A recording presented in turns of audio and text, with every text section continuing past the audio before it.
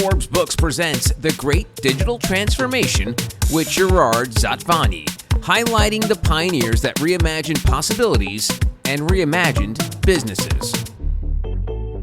Today, we're having a wide-ranging discussion about digital transformation within e-commerce, fintech, and even online dating.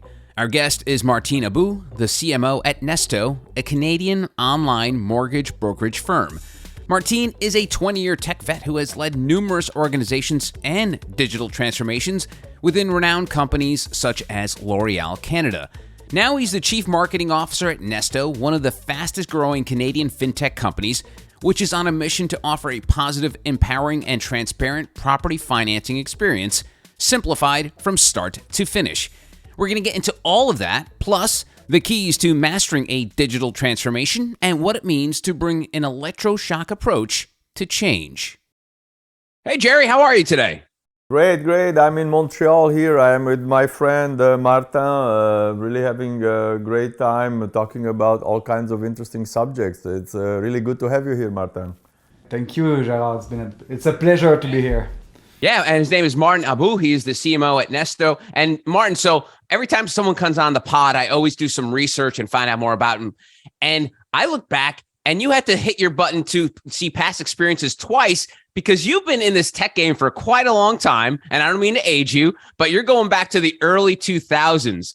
What was it like back then? Because for all the new kids now, we all take tech for granted. Like we have the power of a space shuttle in our hand. But back then in the early 2000s, it wasn't like that. What do you remember from those early days when you were working early in the tech industry? Yeah, that's a good question. And I'm just seeing a couple of images right now in my head. It's like the Walkman, like tape cassette. And now, like within like the iPhone, that Spotify and all that. So we saw like from really like hardware stuff to digitalization, right? And I saw like I remember I was super young on a accounting software company, and we're like C++ coding, and internet was not really there. The first internet, when we saw it and with friends, were like something is big there, and we're already seeing business. So it changed so much, but the tech changed so much, but the behaviors of the new generation changed a lot. I got 2 kids now, and those guys like they can do a lot of things with a laptop at close to 8 years old. So I'm impressed by that. So pretty much like it seems far away, but so many disruption happen. And back in the days, the venture capital was not as structured as now. And so and tech was not there. I remember I was doing affiliates, and I was paying, what my online dating sites, and I was paying cash. People were coming at the office, and I have to pay cash for the leads, right? So I saw like really like from more like hardware, hands-on stuff towards like digitalization of the end-to-end process. So it's a blast. We're happy to see that coming, and our kids don't know because I guess internet, they've been born with it, but on our side we saw internet arrive, right? So it's so different from let's say like it's been 22 years I'm in the business. Yeah. Wow. And so one of the things I like to ask when we first start the pod is, how do you know Gerry? Because people know Gerry in all sorts of different ways. They've either know of him because he has this legendary status within the tech industry, but like when did you start working with him, or when did you start to know of him? Yes, so quick story, by long story quick. So actually it was in 2011. Yeah. So I was at L'Oréal as a chief digital officer, and I had this crazy idea to build one platform, so for e-commerce. So we were going into business to consumer, and where we built once and we deployed to 38 brands. Okay, so that was the logic. And I shared with a couple of my friends, and Richard Sejean was the brown shoes e-commerce manager. And e-commerce at that time was not super hot, it was early adopters. So pretty much he said, hey, call Gerard. Gerard, give me your cell phone. So I called Gerard and said, I said, hi, hey, I got a project for you. I share my project. He said, yes, I can do it. I was like, okay, good. And he said, when you want to meet? I said, he said, you want to meet now? I said, yes, we can meet now, but oh, you're in Quebec. So, okay, I was in Montreal. So he said, I'm coming tomorrow. So he arrived pretty much dressed like this. And so we had a chat. And first contact, first second, I knew that Gerard was a gentleman. And I can trust this guy. And we've built one site. It works well. In 3 months, it was killed site. I said, what you want, Gerard? He said, I want one more. Okay, we'll develop another one in 2 months. And because the back office was starting to build. And after that, we deploy so many websites for brands. And it works. And at the end, I say, Gerard, what you want? You're good partners, right? He said, I want the world. So, and it was like that. I want to conquer the world. I say, okay, you're my type of guys. Now let's be friends. So we became to be friends. And he got the world. I introduced to L'Oréal worldwide. Now L'Oréal was a big client to start. So that's how we met, actually, from a project and from a friend. So network super important. I trust Gerard. And actually, it happens. And now, like 11 years later, I'm here, and I woke up at 5:30 to meet Gerard, because this guy is awesome and he's a gentleman, and I can trust him. Wow. But Joe, I think what is kind of interesting in my career, in my past, is always having contact with these transformative people like that, were really thinking outside of the box, really reimagining, like back then when we met, myself and Martin, L'Oréal was going into B2C. Like L'Oréal is a typical B2B company. Like that's what they were used to and everything. And the CEO of L'Oréal set this visionary goal of, transforming the company and making it way more B2C, way more in touch with its customers and everything. And Martin and the teams around and everything with L'Oréal, they just made it happen. And I cannot tell you it was easy, because it wasn't easy. They were very demanding, very high level of expectations, fast, quick, flexible. But these are the things that really transform you, make you be better and evolve. For myself personally, it was a really transformative experience, and I'm fortunate to have people like Martin in my network, and that was very rich. So, by the way, it's a great story, Martin, because you described Gerry in 2011. He hasn't changed at all. Like that's literally Gerry still to this. On the front end, at least. Don't age. Martin, I want to go back to those early days at L'Oréal. I know we're kind of doing a lot of reminiscing here, but it sounds like the way Gerry set up the scene was L'Oréal wanted to make that jump from the B2B to B2C. And so what was it like behind the scenes, behind the curtain, in terms of like changing that mindset with the people on the team? Was there pushback? Was there people who were reticent to go down that road? Fill in some of the gaps there and how that all came together. Yeah, that's a really good question. If you don't step on people's toes, it's not a transformation, right? So it will be like a upgrade of a company, or the shape of the company is a rectangle, will continue to be a rectangle, maybe change colors, but you will not transform anything. A transformation, you have to change from plan A, it's a rectangle, and maybe it will be a triangle at the end, right? You need to change the form of the business. So once human beings don't like to change, right? So, and I will come back to you on this. That's something that I know for sure after 4 transformation. But at L'Oréal, it was not as easy as we wanted to go to B2C. So it was like when they hired me, it was interesting. It was a headhunter called me and they said, the CEO of L'Oréal wants to talk to you. I was like, yeah, but I don't know about beauty, right? So he said, yes, but he wants to have a guy, like he will come with a fresh mind and try to see what's happening. And what it's interesting at L'Oréal is they have a sentence in French, they say, saisir ce qui commence. Saisir ce qui commence, it's like seize the opportunity when it's starting to emerge, okay? And basically we had discussion and so on, and that was the use case, okay? The use case was, and it was Javier San Juan. I like Javier San Juan, was a CEO and is a partner still. He helped me a lot in my career. And Javier San Juan said, what we do now with media and all that, like big TV, big print media and so on, it's not the same result that it used to be. So something happening, right? So we see a shift somehow. So what is the challenge and what should be our vision for next step? So it was not clear that was B2C yet at this moment. So when I arrived, my job was to analyze, right? And so I have fresh eye. I didn't know the machine of L'Oréal.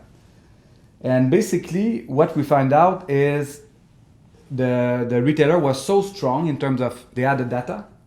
We were to pay for the shelf, pay for the ads, pay for everything. But at the end, you have, yes, distribution, but you don't know more your consumer. You don't have the data. And at the end, you don't know how they behave, what they want as trends, because you're kind of having to always buy the data to somebody else as the B2B. So that was kind of the first layer that I found out with the team. So what we decided to do was say, okay, Facebook was arriving, e-commerce was arriving, so many disruptor in consumer behavior was arriving. So we analyzed that and we say, okay, consumer don't buy the same way that it used to be a couple of years before all those platforms. So this is where we started. We mapped the customer journey. So we've been like in the store, we've been online, we've done interview. It was really tough, like on the field, right? So, and we map it out. What is the actual and what is the future? And from the future, we look at the gap and we say, okay, this we think it's the best, the North Star of customer journey. And from that, we say, guess what? I think we need to be closer from the consumer. We need to sell to them, getting back the data to give the best experience in the channel of choice. Retail, online, and even like metaverse, because now they are totally in metaverse. We can chat later on. But the logic was that, and we say, okay, so we need to go B2C. So this way we build front end for website to do direct to consumer e-commerce with luxury brand. I don't know if you remember, like Kiehl's, Lancôme. We started with a smaller brand. They really needed us, right? Because at the end, people don't want to change, right? So the general manager at L'Oréal, so you have 38 brands and you have 38 general manager. So they want to protect pretty much their P&L and so on. So when you arrive with this idea, saying, guys, we have to change the model, it's not simple. So we added to show like this is the dream and they need to embrace the dream. And the way we change people is we're saying, okay, so give me a year, I'll build a site, we bring you $1 million revenues and you do margin, and when it's done, I give it back to you.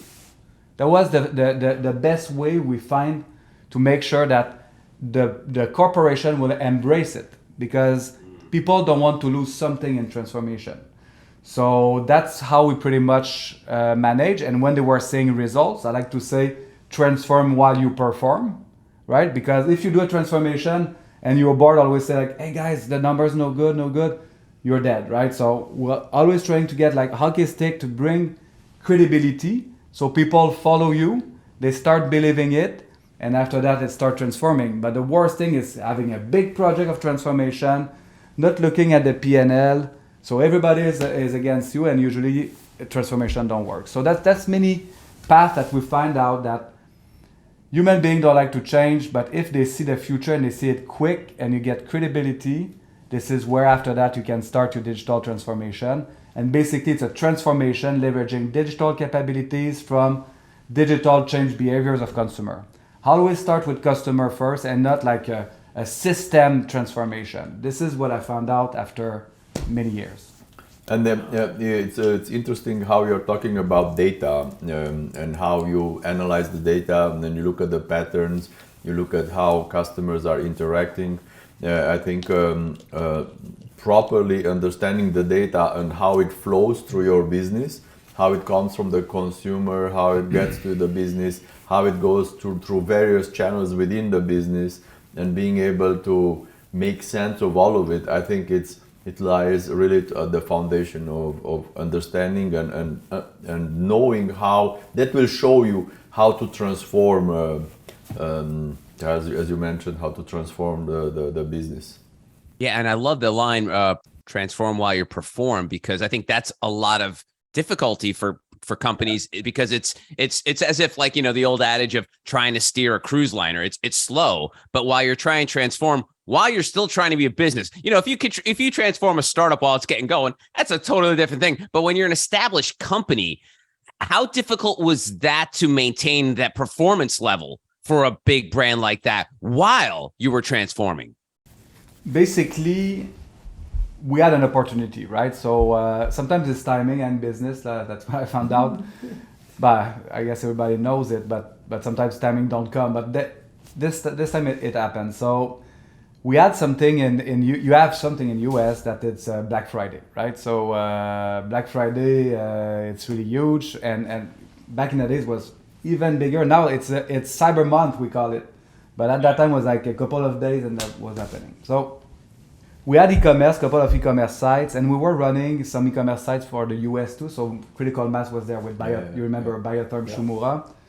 And so year one, we decided to activate like hardcore, like on Black Friday. Okay, so nobody believed in us pretty much there, and they were like, I don't know, guys, do your geek stuff. And by the way, we decided to do it well, and it's been like super hot, right? So it showed that we can sell product online, we can do margin and collect information. And what was interesting, and was the key metric that matter, the KPI that matters, then the companies start following. They were looking at, once you've got a customer buy once, they can buy faster and more often. Frequency, recency, that's something that in CRM it's really core. So consumer was buying more often, bigger basket, and the frequency the recency between, so the days in between sales was shortened. Because why? Because we have the email to communicate with them, right? So once we start this pattern with data and the loop and marketing automation, that's where we built this platform with Gerard's team, and that was working. And they were saying like, okay, that's a huge opportunity to be direct with consumers. So we're able to show hockey stick, new opportunities that we're not able to capture before. And having a clear KPIs that was really giving a signals clear to the organization and the other GM, there was a path that makes sense to look at.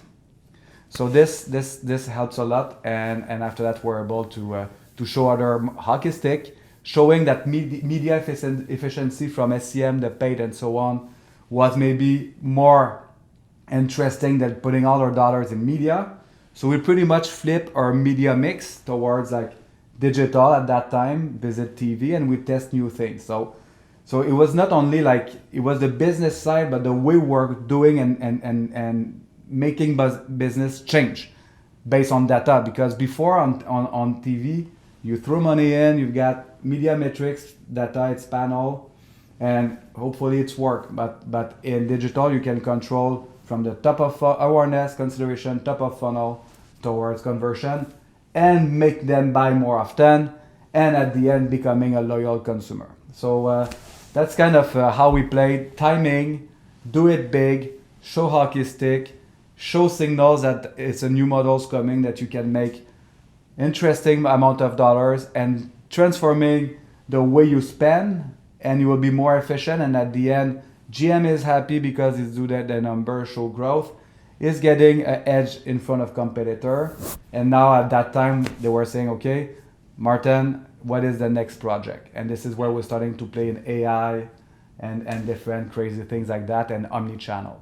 I think in many respects, timing has a value of its own, like as a window in our life back then when we had to hit the Black Friday and everything had to be ready in it. Yeah, I remember how many weekends we worked heads down, making sure this has to be delivered, this has to happen, and because you cannot miss that, you lose your opportunity. You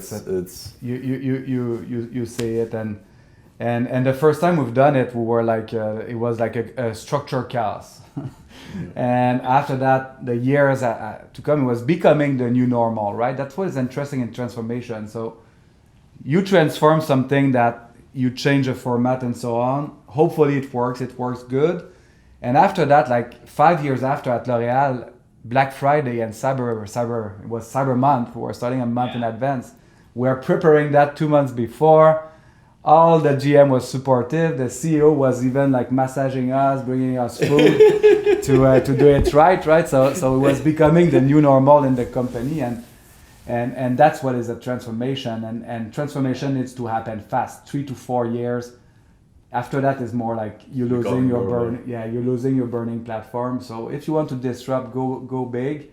3 to 4 years. I like to call it an electroshock. So it needs to. For me, I'm an electroshock myself, so I guess the methodology reflects my style, but seems to work. If you wait too long and you want to have everybody happy, it's impossible. Wow. And Gerry, I'd love to get your take on this, because in past episodes, we've talked about how you and your team helped many companies transform digitally during the pandemic. It was a big theme of our early episodes, but I'd like to get your sort of like time capsule take on this in terms of what was it like transforming a company in 2011 compared to what you guys were doing in 2020? Similar kind of habits, or was it completely different in those two instances? Very, very different. During the pandemic, it was all about survival. Nobody was questioning the need to transform.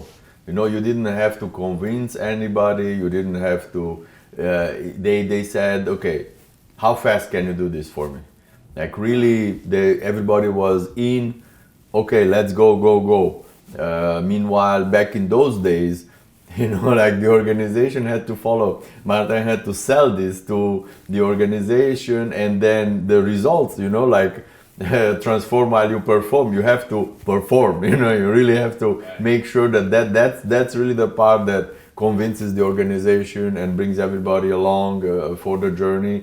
So it was much more difficult from this point of view, especially in those times. It was still at the beginning. Nobody was really. They were on the sideline. Yeah, it's like not really is this the main show? Is this where this is going? So people were still questioning these things a little bit, and not 100% sure about it. Today, nobody is really questioning these things. Nobody is really even having second thoughts. It's about how to do it and how fast to do it. It's not about should we do it. And it's no longer the question. So that really changes the way the conversation happens. I agree with you. If I may, I guess inspire me a couple of topics here. So one is it's L'Oréal, and we'll talk to you about Cogeco was a telecom business. So during COVID, like I will tell you what we've done, and it was a good learning. At L'Oréal, once you give some signals, right, and people start to believe. So Monsieur Agon was a CEO, and he said something super bold. He said, "E-commerce is not the cherry on the cake; it's the new cake." Yeah. This is strong, right? But it happens maybe 4 years before this happened. Would have liked to have this sentence or quote and direction at the beginning of the journey, right? So my point is, right now when you are in a COVID situation, people, they know that is the cake, so you have to go. And I give you an example. Cogeco telco business. So we built an IPTV solution, and we had new ways to being able to give a self-installed kit to consumer. So they were able to receive. So they go online, they buy their TV access. They had a little box we shipped and a modem for the internet. Okay, they were doing it online. We ship to the house in the same day. They receive it, and they can connect themselves alone without a technician, right? So my job was to transform Cogeco before COVID. Okay, so we're like, how we can do an end-to-end online experience for consumer to be able to enjoy fast their product, and us reducing truck roll, and stuff like that, because we've got 1,000 of people on the road going connect to consumer. Yeah. So we built that 11% penetration, was not a real success because because at the call center, who wants to say my friend who's is a technician, I want him to work, right? So that was a human thing. Usually 70% of transformation is human thing. And then COVID arrived. Boom. So all the technician was, we cannot go to the house, and even like health and safety, government say nobody going in the house, but everybody needed internet to work at home, right? So timing, so electroshock, the perfect storm was there. And so people, and so the technician was saying like, we cannot go in the house, please help us. And technology pretty much help us because we have the self-install and the product to make it happen. So penetration was 98%, right? And so this helped save money. Consumers were really happy because that's what they want. They didn't know they wanted that. And it changed the whole organization. So COVID was totally different because people was like, I want to drink it. And in 2011 was like, drink it is good, right? So that's kind of the image I think I can bounce and relate. Yeah, and technology, like having the technology to enable all of that, like in this situation, in this scenario, they actually had the technology, everything was ready, everything that was ready to, it was just waiting for the timing, the right, Yes, but we had to solve it before. Yes. So we're kind of superhero, but before that they didn't really know what those guys were doing. But timing make us right. And Gerry, let's talk about electroshocks, because it seems to be Martin's kind of like his this is his thing. The title of my book I did not publish actually. We should have co-write it. He needs to write his book as well. Like no, you got one now. It's good. Yeah. Give me your take on Martin's electroshock. Yes, I mean you have these moments, this specific like what everybody calls like a perfect storm when everything converges and people are there, technology is there. That's like the perfect storm that is converging. Like you had it with Tesla electric car, which is very common. Space industry, like the timing was right. Everybody kind of converged. That's when but I think it's not just happening. It's not just happening. In order for this perfect storm when everything is somehow gels to actually be materialized, I think what's important is the preparation and vision.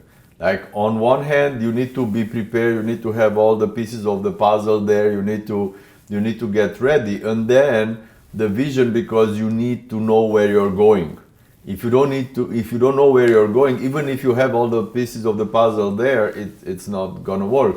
I mean, what Elon Musk has done with Tesla, it could have been done by Ford, it could have been done by Mercedes, everything. But they had the pieces of the puzzle, they didn't have the vision. So that when these two things converge and you have everything like plus the vision, then perfect storm happens. A transformation is being initiated and miracles happen. Yeah, I mean, it's funny when you say that about timing too, because I always think this, Mark Zuckerberg, if he was born 20 years earlier, there would be no Facebook, right? Like he did not have that technology to build that platform, but because he was born as a millennial, he was okay, this technology exists and I'll build it off that. So a lot of it, that timing piece is huge.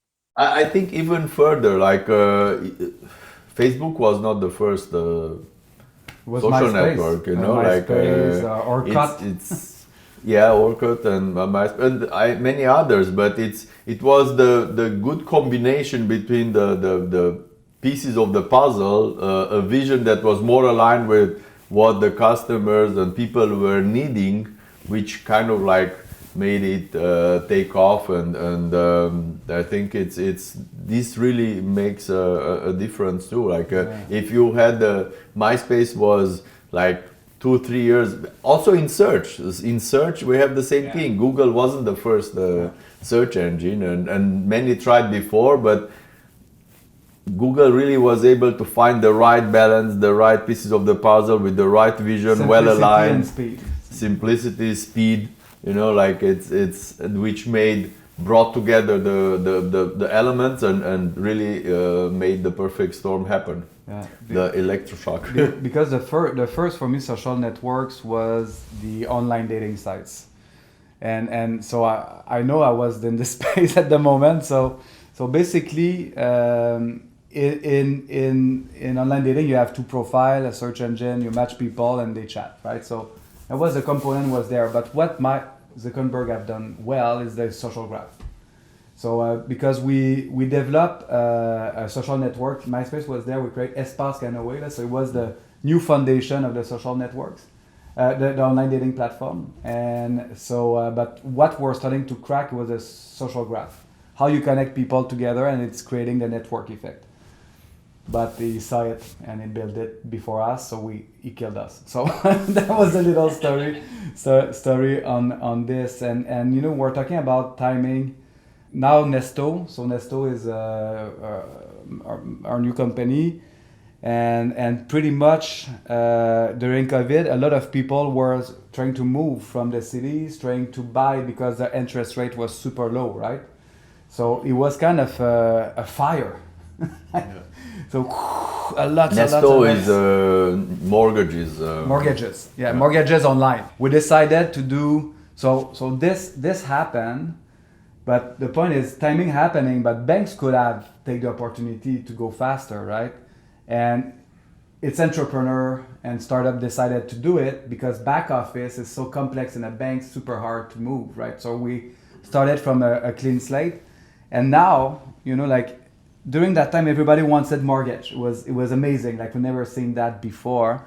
So people, they were willing to go in a new platform called Nesto, the bright side of mortgage, going on the platform and get the rates on the first try, the best rate, complete it online and save money, right? So we build that, and in 72 hours you can have money in the bank, and in the bank is 3 weeks, 2 to 3 weeks, okay? So we pretty much disrupt this industry that needed love.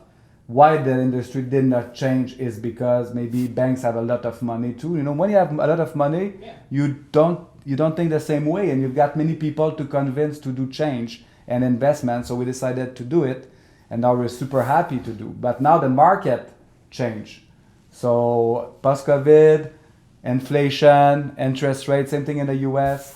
And so we have to work super hard to continue to deliver on the vision. But what is interesting is now people see, since the rates are high, they see that they can save a lot of money with the bank. So it's creating a new behavior. But if we're just saying, oh, it's tough, will never happen. Now it's tough, but we find new ways, and this is how entrepreneur, they needs to have a place in their ecosystem. Interesting. And so with Nesto, I'm curious, it seems like you've got the nuts and bolts of it all ready to go. How does a company like this transform digitally in the future? I mean, it seems like, are you maxed out? Is this Nesto is what it is, or can it transform down the line? Yeah, it's a good question, because Nesto starting from digital in mind. Good backend, good front end, good talent. You know, like everything was built. Everything I saw in the corporate that we have to do to make it right, it's there, right? So and super good and serial entrepreneurs and that and so on. And the new front, we're testing so many new models, but the new frontier I think is AI. So how you can predict rapidly which type of customer is, the way to serve the consumer, and after that is the risk management. How within different source of data you can know super fast the risk level and offering the best solution for the consumer. So I think AI will be super huge, data will be super huge, and after that we'll see where it brings us, like towards the different platform. But I guess it's just day one, right? You know that there are multiple things that push you to go through a digital transformation, or a transformation, not necessarily digital, but a transformation period. Like one is internal, where you need to transform internally in order to adapt to new ways of doing business. But sometimes maybe your internal setup is there, but everything around you transforms. Like for Nesto, when a few years ago you had low interest rates, low inflation, a booming market, now everything has changed. all the conditions around have changed, and you have to react to that. You have to transform to that. You have to bring new tools, new things like AI and other things that will help you navigate the future of the company. So the digital transformation can be initiated and pushed from different angles, and in how this is moving forward. Yeah, you're totally right. And the form of the business and your objective. Example, once you're in COVID, the booming market, so you're like market share, right? So it's like the way you drive your marketing. So I'm the CMO there, so we're driving like that, and you look and you say, oh, a big cloud's coming. Okay, what we do about it? But what we know that it's much easier with your car to go past five cars under the rain and shitty weather than when it's on the dry road. So that's how we look as the founder, the exec, and we say, all right, now it's time to do, but we need to downshift a little bit to say, okay, how we play. And now, so we pivot more like towards like a profitable trajectory, right? Than just like super high market share. Anyhow, the market changed, right? So the business we had 3 months ago and now it's totally different. And in the mindset, in the process, in the focus on optimization of everything we do to bring product, the new revenue stream we bring, how we can after that optimize the spend in marketing. So it changed totally in terms of 3 months. That's why it's interesting in a startup. Doing this in a big corporation would have taken me 12 months, and now in 3 months with the team we're able to move. So that's interesting. It's another. Well, I mean, they have on the cell phones, they have the data, the dashboards and everything. You have a real-time update on what's happening, and it's like you can tell within a week that something is happening. The trend is changing, something is shifting, the market is shifting, and this looking at the data and analyzing it with the dashboards and everything, you're able to actually quickly react to it and adjust and downshift if you have to. Yeah. In a volatile market, but in every market, data is it's king. But data, I guess all company have too much data, and sometimes they don't look at the right thing. So you try to identify 3 or 4 like KPI that matters, and you just nailed it. And that's where it's fun in a startup, because once you see something is wrong and you say, okay, now we have to work on LTV to CAC, company can shift super fast, and you target this KPI and you can transform the way you move around this KPI. But data is super important to look at trends and making sure that you're not reacting, but you're in front of the things happen. Yeah. You mentioned that because I talk to Gerry about this all the time. It's paralysis by analysis. We have so much data, like you just said. So as a leader, CMO of a company, how do you pick and choose what is the most important data? Because I think now all of us have too much data, whether you own a company or where you're just a regular human being walking through life. We just know so much about everything. How do you parse all of that? How do you work your way through the weeds? Yes, good question. I think it starts with the vision. So I guess always start with the vision. So what we want to deliver, what is the vision is clear, okay? So what it means success for us. So, like KPIs always been the same, but reinforce some from when we were into fast growth, visit like more profitable trajectory. So we were looking at conversion funnel within get a quote, so get a leads, and after that an app completion. But we found out that we need to have somebody calling, right? So and calling super fast because they are in front of their computer, right? So this KPI started to become like a Super Bowl KPI that was driving all the other KPIs. So this one was a KPI that matters. So we A/B tested. We put a process around it to make happen this thing that I cannot really tell, and it changed totally the model. So now we have 4 KPIs that are really clear. We have OKRs to deliver on it, and this is what we look every hours. We're looking in the morning, at noon, and we have a scrum, right? And at the end of the day to iterate for the day after. My take on your question is experience and this is the art of setting things up. This is the art of running a business, because some of these things come with when you have the intersection between experience and vision and good understanding of business directions. That's when magic happens, and that's when you know where to look, which one to choose, and how to fine tune, and how to put the weight on one KPI versus another. And that's, this is where the art of running a business kicks in. It's not so clear cut sometimes. Yeah, and experience, it means scars, right? So from my side, 22 years ish, we've done things that we know that it's not working, right? So you try to make sure that you look at the right one, you don't spread yourself thin, and you bring the resources in one, and after that you can take another one. But the challenge is sometimes we try to do all in the same times. You spread your resource thin, people getting stressed, so it's no good. So that's what I learned. This is scars. That's awesome. The greats make things look easy. If you look at sports, whether it's a Messi or Ronaldo, a singer like Adele, they make what they do easy. It does seem like they don't even break a sweat while they're doing it. For leaders, sometimes the ones that are the best are the ones that don't look like they're sweating. Like, I can't see your scars, Martin, but they're there. As we wrap things up, as a leader, how can leaders show experience while making it look easy? I think the role of the leader is three things. One, having a clear vision. So when the vision is clear, so you can stay calm, because you can iterate your vision, but at least you know where you're going. So that's what you mentioned. So you look at the mountain and you see it, and your job is to make sure people embrace this vision and they want to go. Second is to make sure that you have cash in the bank, right? Because without cash in the bank, you look stressed, and that's easy, and you do bad decision. And so vision, and after that talent. So if you have the right talents around you, makes everything looks easier, because you have people better than you, specialize, and as one team more exceptional. So for me, that's one of the three parameters that make us look that it seems more easy in the front end once you've got those variables together.